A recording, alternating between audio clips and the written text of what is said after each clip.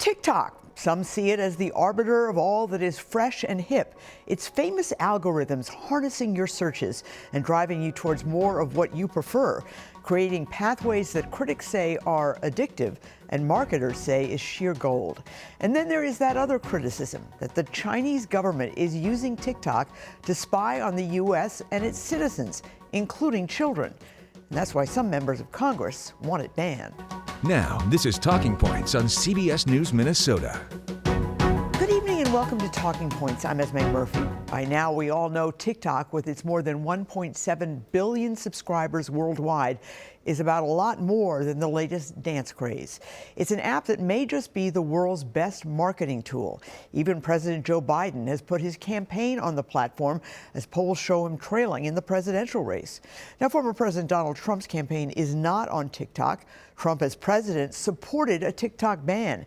He has now changed his position. Trump now says while TikTok is, in his opinion, a security threat, he can't support a congressional attempt to force a sale or shut down TikTok because he says it would result in too much power for Meta, which owns Facebook and Instagram. Now, earlier this month, the U.S. House voted overwhelmingly, 325 to 65, to give TikTok's owner ByteDance 6 months to sell TikTok or face a U.S. ban. Tonight, you'll hear from the different sides, including the Minneapolis Chamber of Commerce, on why it thinks a ban should not happen. You'll hear from a young Minnesota mom whose genealogy business has taken off on TikTok, allowing her to work from home and triple her income. And you'll hear from a cybersecurity expert who says TikTok is the biggest threat to your privacy on social media and what you should know before you or your kids sign up. First, let's start with the Minneapolis Chamber of Commerce. Well, joining us right now is Jonathan Weinhagen, who is the president and CEO of the Minneapolis Chamber. Thank you so much for coming on this morning. Hey, good morning, Esme. Great to be with you. Let me ask you, I know you have some pretty strong opinions about banning TikTok. You're against it. I am. So we talk to small businesses all across the region, and they've increasingly leveraged social media over the course of the last decade, TikTok being one of the more relevant and prevalent platforms. And it's a really important piece of their marketing strategy as they think about getting customers. In terms of the small businesses, are they, one of the concerns is about privacy and your information, which for small businesses or large businesses, that's a big deal. I mean, your names, your accounts, your bank accounts, credit card numbers. Are they concerned about the concerns that a lot of people have about TikTok, or is that just something that is under the radar for them? And the business owners that we talk to are absolutely concerned about the privacy and data security of their customers, and recognize that they need these platforms to continue to succeed and thrive. So I think there's both things at play, and we should probably be solving for both of those. All right. In terms of the marketing, can you, I mean, people I talk to who are pro TikTok say it's hard to beat their marketing because you can start off obviously for free. What are your thoughts about the potential marketing on TikTok? Right now, TikTok is the most important platform in the social media landscape for small businesses. They're using it organically. It's accomplishing all of the things. You're saying it's the most important. It is. So when you look at kind of the evolution of social media platforms, whether it's Twitter, X to Facebook, TikTok is the platform of the day. It's hitting a key demographic, that 18 to 34-year-old. 50% of the platform is represented by that age population. So they're the people with discretionary income, the people that are spending money, the people that are on the platform really learning about products and companies from the platform. So absent that, you're looking at the potential for a huge marketing spend, which many small businesses just don't have the ability to fund. As I understand it, the algorithms for TikTok, if you're looking for face lotion, it'll send you to face lotions. And that's what has been so successful for these small businesses. On the flip side of that, isn't there a concern about that kind of monitoring, or is it for them, it's just a question of, profit and loss and sales? I think it's always important to remember that the consumer ultimately gets to decide whether or not they're on the platform. So those algorithms that are driving people to products, are oftentimes helpful. Me as a consumer, I love to stumble across a great new local product that I didn't even know anything about through my search history and through the platform.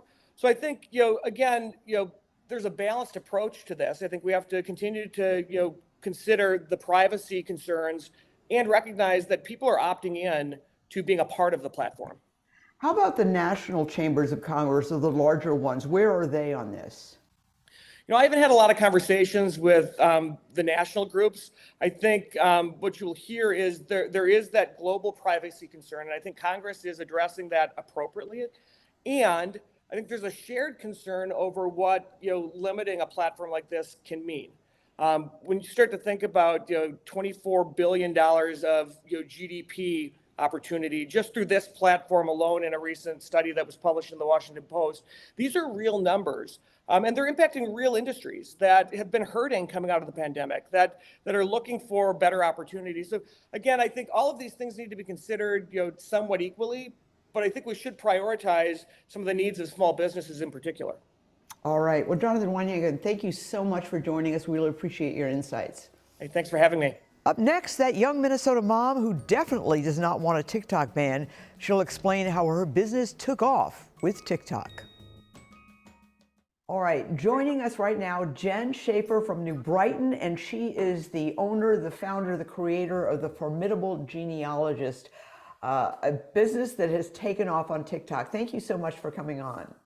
Thank you for having me. How much, we're going to get into how successful your business is in just a second because it's very successful. How much do you credit TikTok with that success? Entirely. I had originally Entirely. started with other social media apps, but they weren't really reaching the right people. It wasn't putting my information in front of the right people that wanted to hire me and use my business. So once I started TikTok, I saw my client list just grow and grow until I could suddenly do this full time. Let me just ask you, what do Yeah. you do? I mean, a lot of people are trying to do this on their own, 23andMe. What can you offer somebody that they might not be able to do easily on their own? Well, like you mentioned the 23andMe, that's the tricky part about the DNA test is you have to actually analyze the results and then triangulate those relationships. So those services just give you the results, but not how to use it.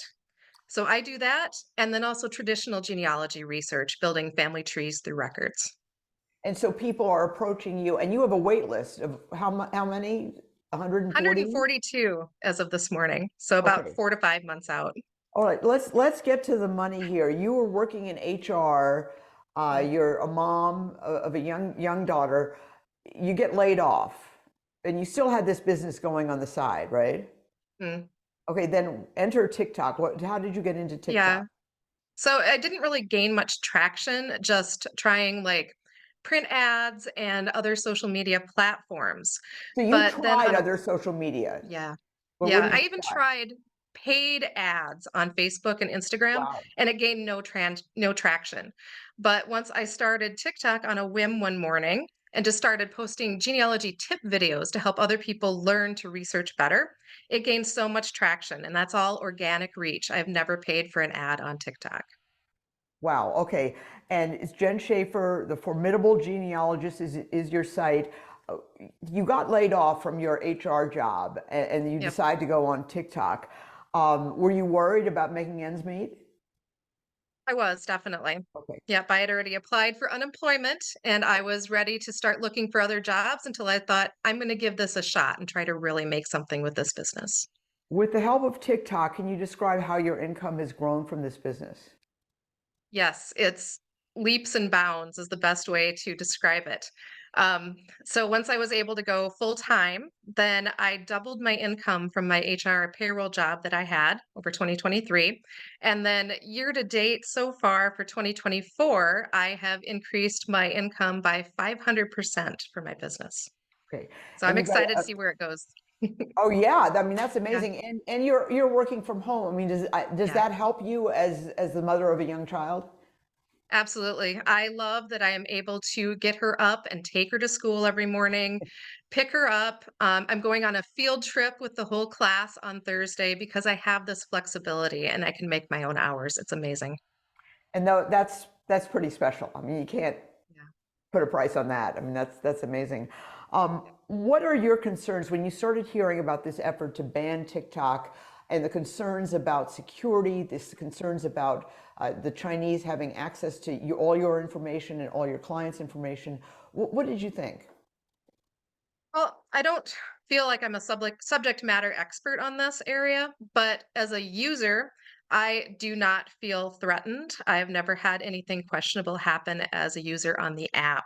I would be interested to see more details released to the public about the exact concerns.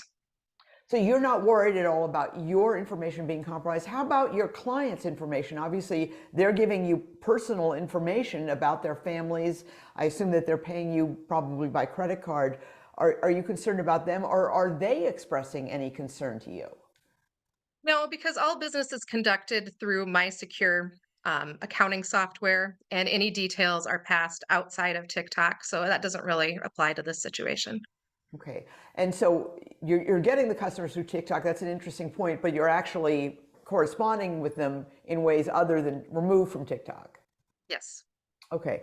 What would be the consequence of TikTok being banned for you?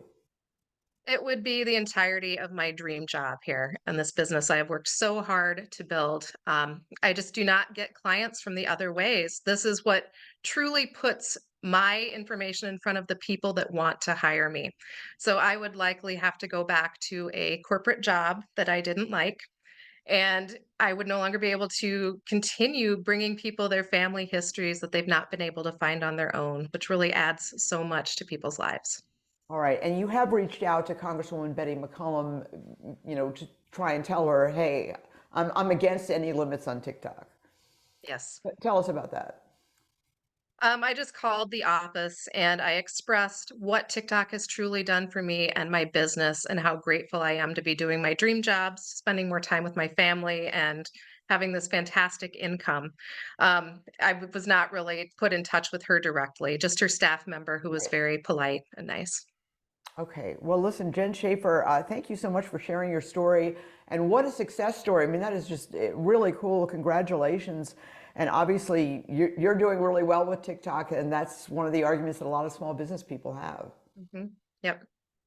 Yeah, it's surprising. I didn't think I was the key demographic for TikTok because there's a huge misconception about it just being teenage dance videos, but there's so much educational content and people of all ages.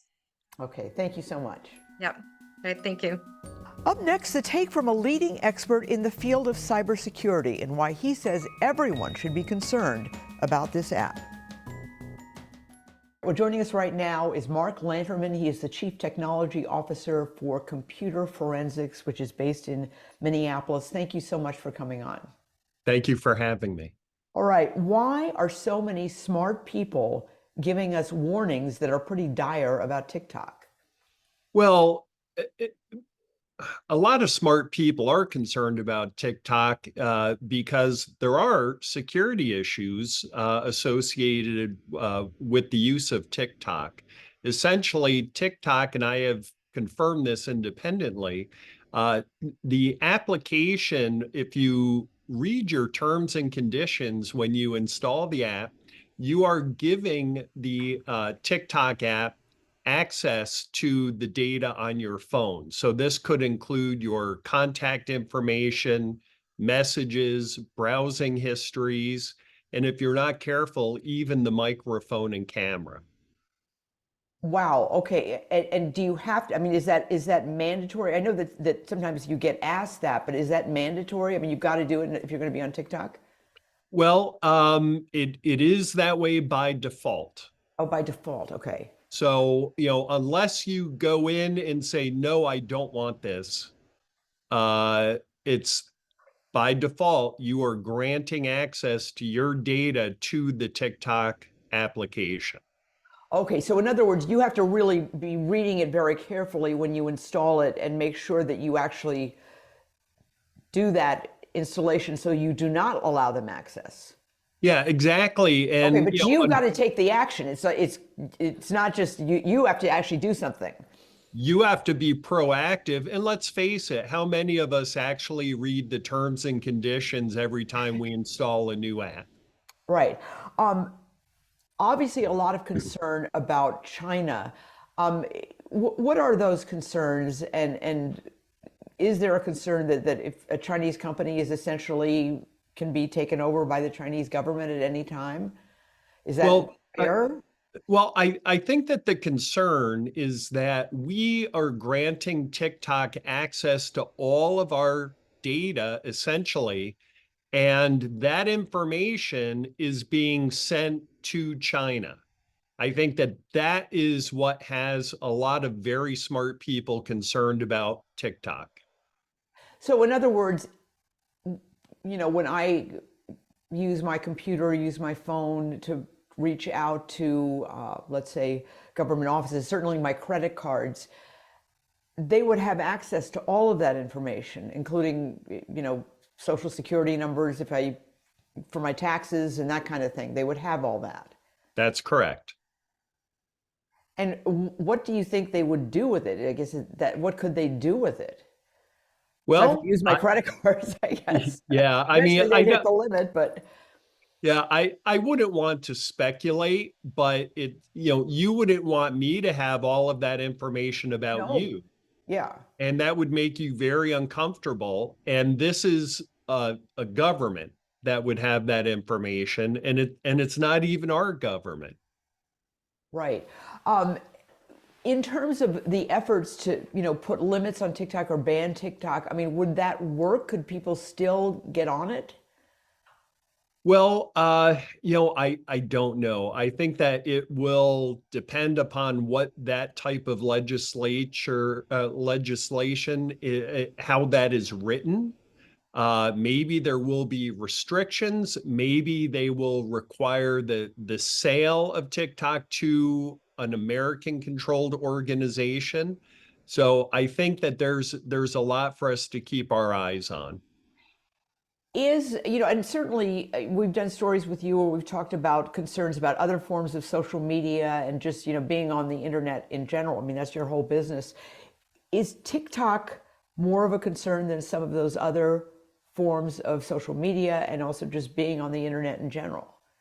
Yeah, absolutely. I think it is for many reasons. It's very popular.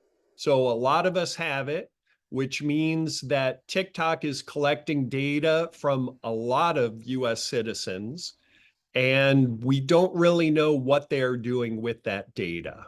And I think the sad thing is we're giving them permission to do it based on our acceptance of the terms and conditions.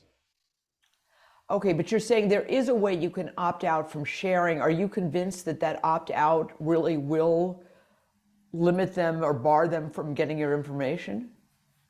Well, I think the problem is if you remove their access to this data, I don't know how well the TikTok app will continue to work for you. Okay, in terms of the algorithms. And also, obviously, there are a lot of kids that are on this, and I'm talking about kids that are underage, minors, children. And that's a worry. It's definitely a worry. All right. Well, listen, Mark Lanterman, thank you so much. We really appreciate your insights as always. Thank you. A footnote for those on either side of this proposed ban: it looks like the Senate is not planning to vote on the issue anytime soon. In other words, the bill is in a capital holding pattern with no action expected anytime soon. Well, that does it for this edition of Talking Points. As always, please feel free to email me with comments or suggestions at esme@wcco.com. The show streams every Wednesday and Thursday at 6:30 and 9:30 p.m. On Friday, it posts to YouTube for on-demand viewing. Thank you so much for watching. I'm Esme Murphy, WCCO News.